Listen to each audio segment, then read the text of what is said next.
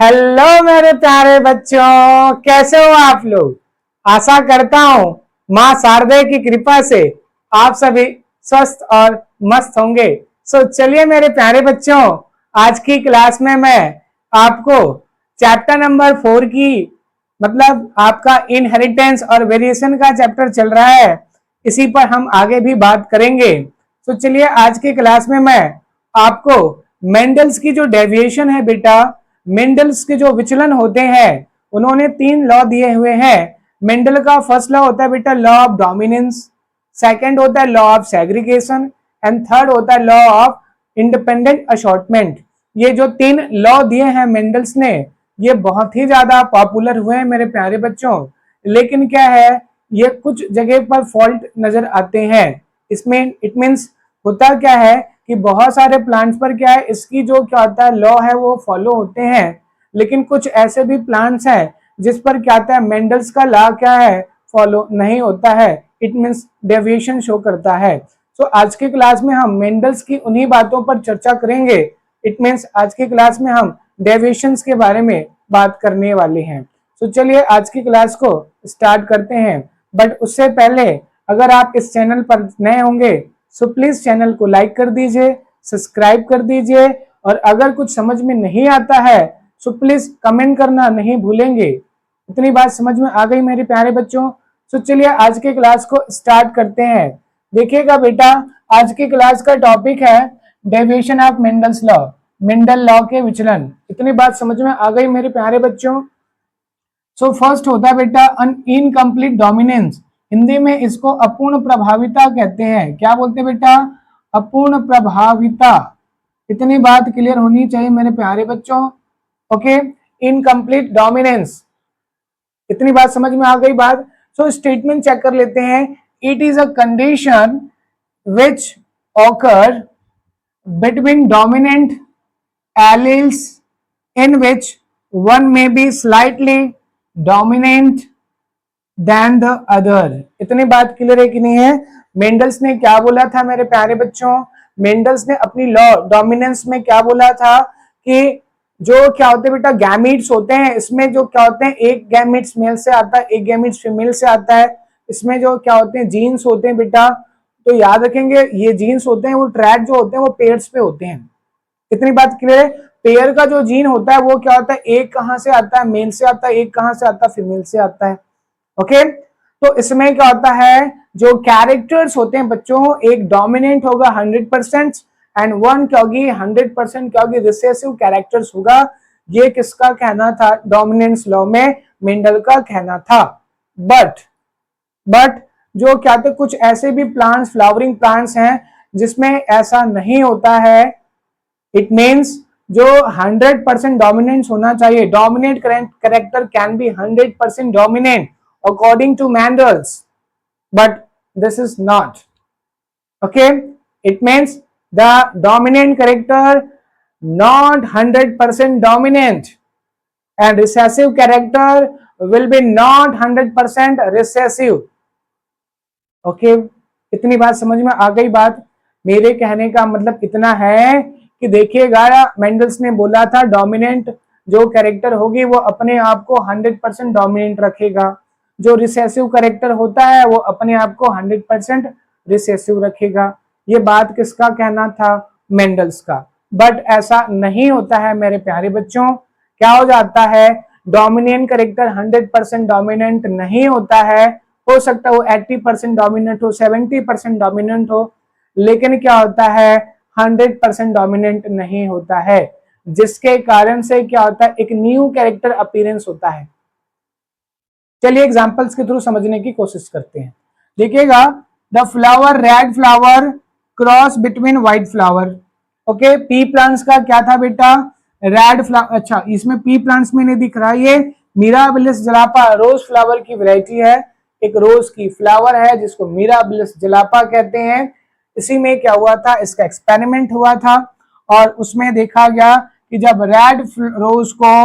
Red mirabilis जलापा को white mirabilis जलापा से cross करवाया जाता है तो फिर क्या होता है, यहां से आएगा आर, कैपिटल आर, यहां से क्या आएगा स्मॉल आर, जब क्रॉस होगी तो F1 जनरेशन में क्या होगा, capital R small R. It means इसमें क्या होता था, according to Mendel's, according to law of Mendel's क्या होनी चाहिए था, रेड फ्लावर की अपीयरेंस होना था। बट ऐसा नहीं होता है, क्या होता है, पिंक फ्लावर अपीयरेंस हो जाते हैं मेरे प्यारे बच्चों, पिंक फ्लावर आ जाते हैं। तो ये तो क्या था, मेंडल्स का क्या है, लॉ फॉल्ट हो गया। इतनी बात समझ में आया। पिंक कलर कब आएगा मेरे प्यारे बच्चों, जब रेड कलर में क्या हो जाता है, व्हाइट कलर का क्या होता है, मिक्सिंग होता है, तो फिर क्या हो जाता है, पिंक कलर अपीयरेंस होगा। इतनी बात समझ में आ गई कि नहीं आया, आनी चाहिए। मतलब मैं कह सकता हूं कि डोमिनेंट कैरेक्टर 100% डोमिनेंस नहीं है। तो जब डोमिनेंट कैरेक्टर 100% अपने आप को डोमिनेंट नहीं रख पाता है, तभी हम इसको कहते हैं इनकम्प्लीट डोमिनेंस। इतनी बात समझ में आ गई मेरे प्यारे बच्चों।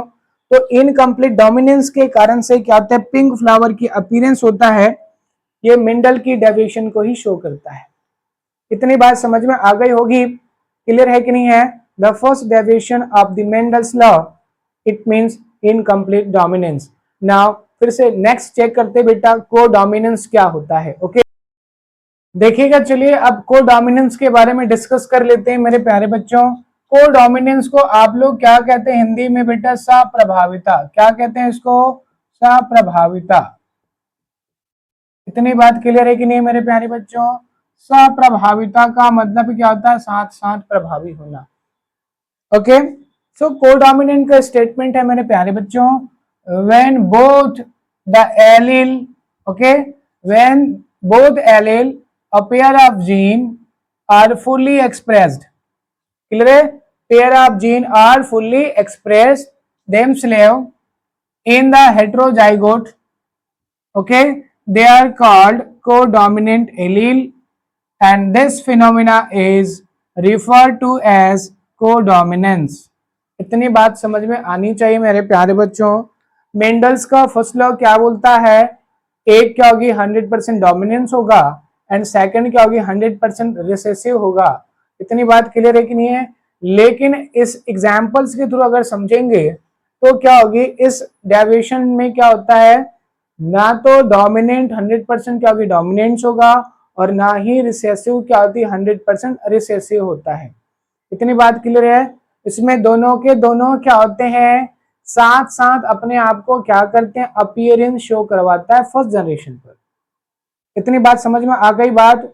मतलब क्या होगी, कोई भी क्या है ना तो डोमिनेंट है और ना ही कोई भी क्या है रिसेसिव है, दोनों के दोनों फुल्ली क्या होते हैं, अपने आप को एक्सप्रेस्ड कर पा रहे हैं। तो ऐसे कंडीशन पर क्या कहते हैं, इसको कोडोमिनेंस बोला जाता है। इतनी बात समझ में आ गई होगी मेरे प्यारे बच्चों। ओके क्या बोला गया, pair of gene are fully expressed, pair of gene are fully expressed. इतनी बात क्लियर है। मतलब क्या होगी, डोमिनेंट ना तो डोमिनेंट है, रिसेसिव ना ही रिसेसिव है, दोनों अपने आप को फुल्ली क्या करें, एक्सप्रेस्ड कर पा रहे हैं। तो ऐसे कंडीशन पर आप क्या बोलेंगे, उसको कोडोमिनेंस कहते हैं, सप्रभाविता कहते हैं, क्योंकि दोनों के दोनों प्रभावी गुण हैं और दोनों के दोनों क्या हो रहे हैं, अपने आप को एक्सप्रेस्ड कर पा रहे हैं। तो और एग्जांपल्स के थ्रू समझते हैं बेटा। देखिएगा, ब्लैक बुल आ गई बात समझ में, cross with white cow, black bull का व्हाइट काउ के साथ में क्रॉस करवाया जाता है। तो ऐसे में क्या होगी, अगर आप मेंडल्स लॉ को फॉलो करेंगे तो फिर यहाँ पर F1 जनरेशन पर क्या आना था, ब्लैक कलर का क्या होना चाहिए था, बुल की फॉर्मेशन होना चाहिए था। बट ऐसा नहीं होता है मेरे प्यारे बच्चों।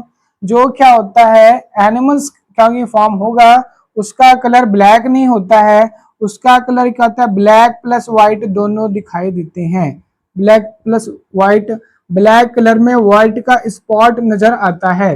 इतनी बात क्लियर है कि नहीं है मेरे प्यारे बच्चों।